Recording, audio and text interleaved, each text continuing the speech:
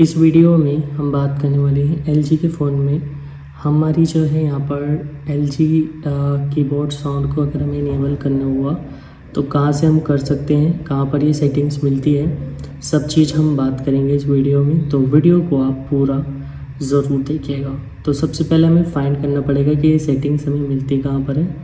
तो सबसे पहले हमें यहाँ पर सेटिंग्स में जाना है। सेटिंग्स में जाने के बाद यहाँ पर हमें क्या करना है कि हमें नीचे की ओर जाना है। नीचे की ओर जब हम जाएंगे तो यहाँ पर हमें साउंड दिखाई देते हैं, तो साउंड सेटिंग्स को हमें यहाँ पर खोल लेना है। तो हम इसको खोल लेते हैं। उसके बाद साउंड को खोलने के बाद यहाँ पर हमें नीचे की ओर जाना है। नीचे की ओर जब हम जाएंगे तो यहाँ पर हमें LG कीबोर्ड साउंड का फीचर दिख जाता है।